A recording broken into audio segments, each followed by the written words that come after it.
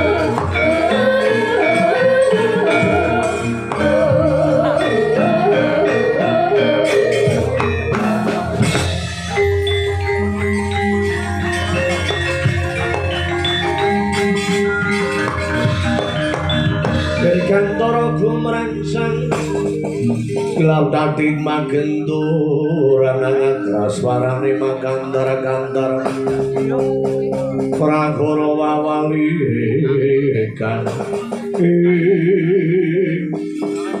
Surakrame Mbatarubu ya ta suara kantara ya iya niate kepengin dituwu sedane Prabu Bunantara goleti karo Mbah Kresna goleti karo Prabu Kresna ning nyatane kepethuk karo turunane Gatotkaca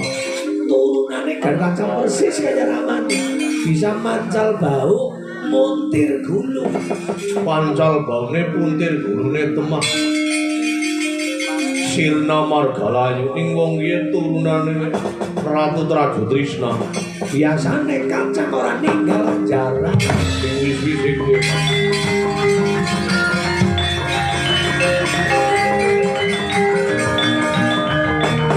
kacarita Prabu Swarakantara nglumbarah awit ketaman kadidhanipun Raden Sasikirana tugel jangganira ing kahanan mantu sedaya kaping 7 duweni aji rontek utawi aji Pancasila saged waluya jati mah waluya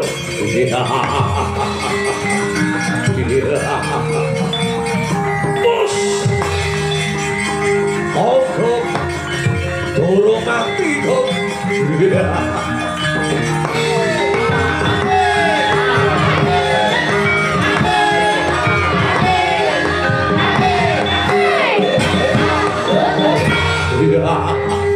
Sawangan aku. Urung tuh pakai mati kok.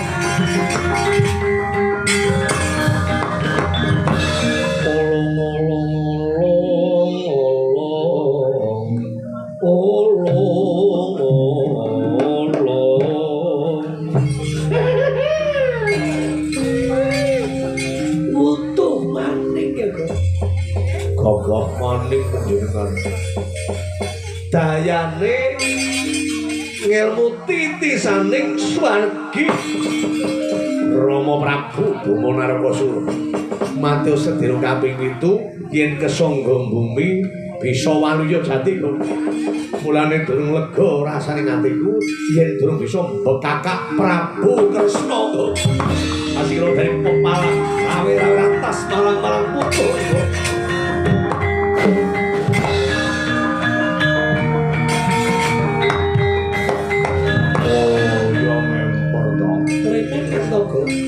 bisane sombong kuwi ketitisan aji-ajine bapane Aji Prawarontek ana sing arane Pancasunya ana sing arane Jebuk Tukul Jebuk Tukul siapa? Mati urip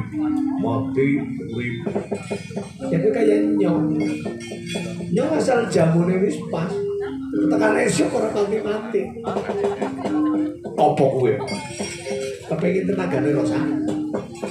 Ya kepengin. Men ora desa Minang wedon. Yo kepengin tetep. Umpamane cara perang tanding tekan esuk tetep ora kalah. Yo iya. Jamune anak. Apa? Jerek enting iki. Kita jalan pergua gue menunjukkan apa lho keratidik karo timun lho gue perkasa tekan esuk orang nonton gue lho gue keratidik karo timunnya digabungno keratidik itu gue ya timunnya dia gerak-gerak kena bisa gemblung cici ngomong jelek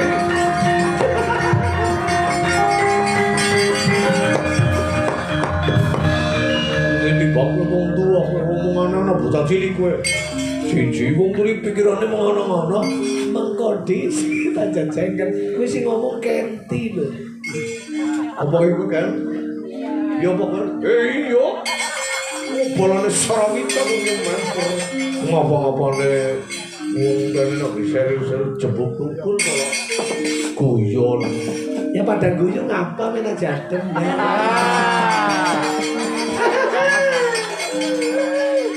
ngelawak apa ngelawak men aja adem dan adem kan anu sepanen biasanya adem ya gitu nih tadi pada ceria ya kok nama saya pernah juga nih banyak-banyak kan sebulannya guyon oi gusti ini kan trenggina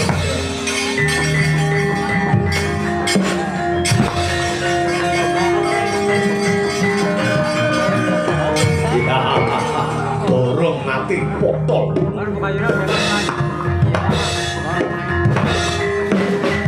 orip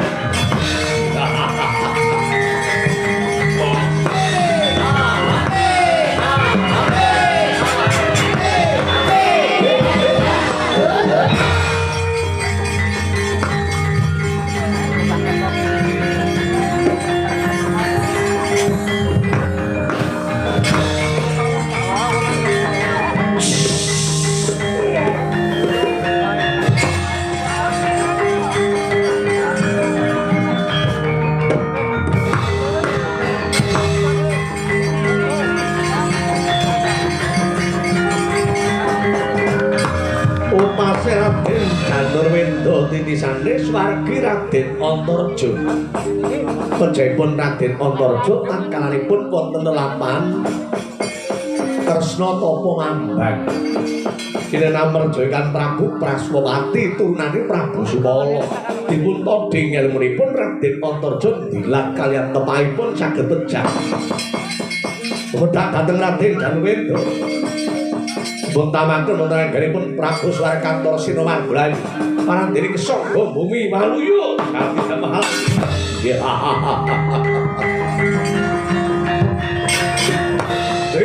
Turunane Antarja. Kowe turunane Antarja, aku turunane Bumantara. Antarja dhewe Paswirayang Paswiranti. Aku ngene adi. Sapa wae bisa percaya marang aku? Yen mangken kesangga bumi urip.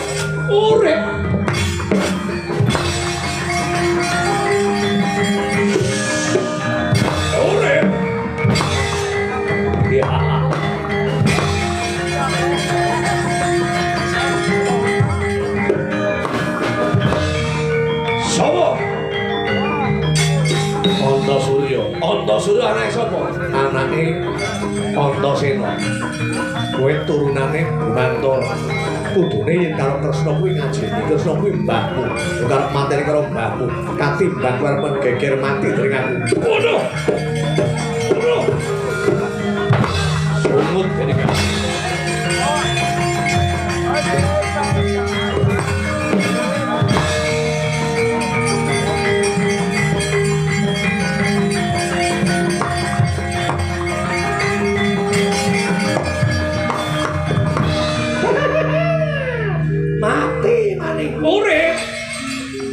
Gepang-gepane iki apa?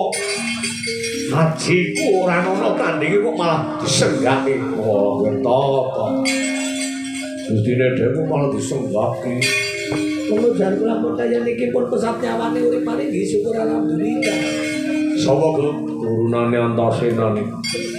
Anak Antasena nggih tugale ya padha karo Ramana. Antasena Satria Pugal. Antasena ora bisa basa, ora bisa nyembah. Nika persis kaya Ramana. Degelek-degeleke kok nggih.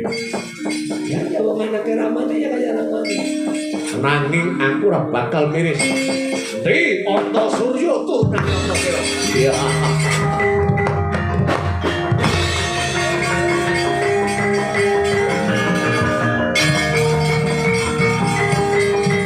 Bela urip meneh, aduh Beyang.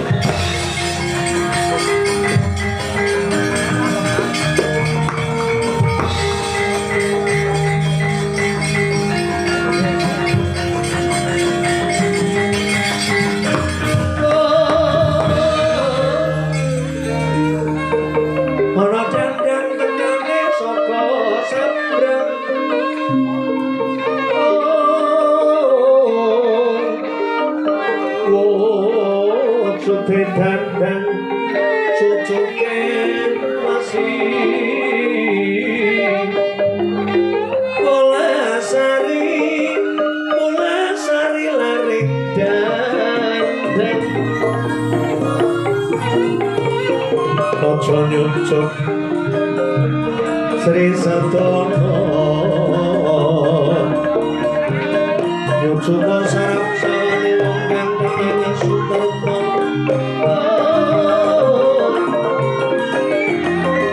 Sukartane larungan semboro itu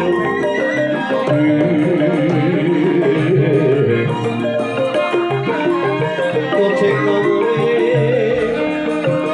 yono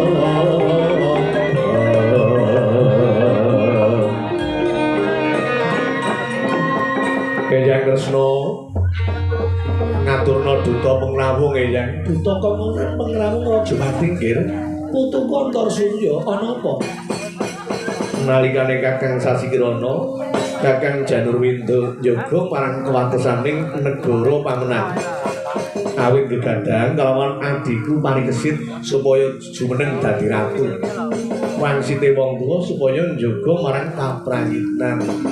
Ngendikane Winasis bejo-bejane wong kang lali, isi bejo wong kang eling lan waspada. Lanjur ngendikane Rama Punden kuwi kabeh takun. Lha kok ana Nalendra kang barang ngamuk ngaku sapa negara Trisna mupadi kalawan Eyang Kresna.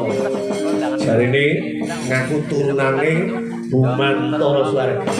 Ngupadi marang Eyang Kresna dirangket dikrincung semune bakal diperjawati. Duh, putu Konggir Swarga aja kebangetan kula.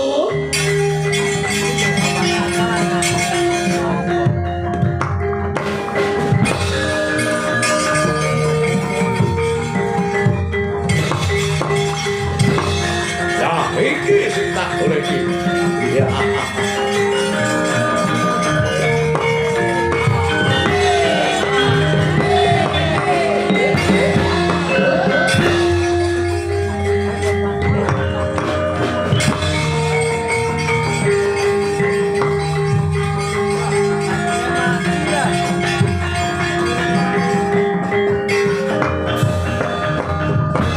Dodo mantap liriki netaku mejot patuning lati Netra bocah mangun darah landir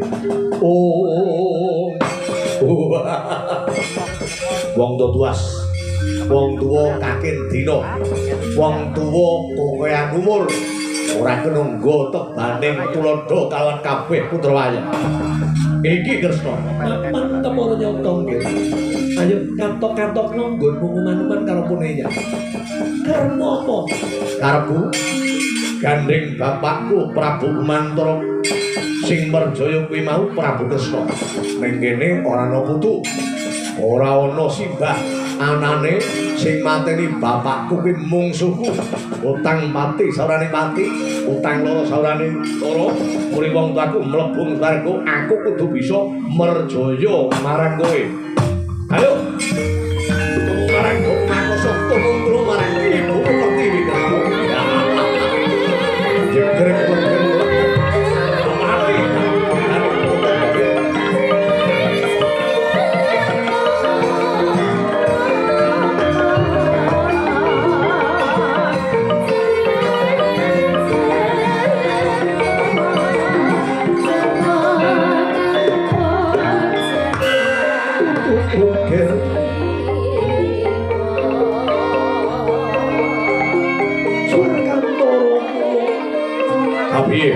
monggol tangis para monggol menangis kanthi gede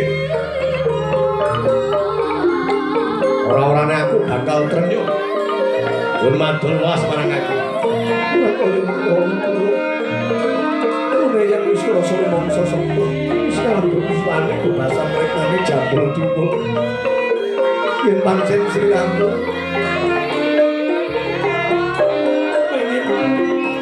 dituwuh marang sidane bapakmu Kumantara yang pasrah bokokan kula pancen bener pantun yen Sinojaya bapakmu kuwi opone yang jalan kaya sudu gunting tantu kula bapakmu wani nantang garing raja Drati dianggep opone yang kuwi ngayo manungsa Gusti Prabu lene kowe berarti marang jenenge wong tuamu opone yang pasrah bokokan kula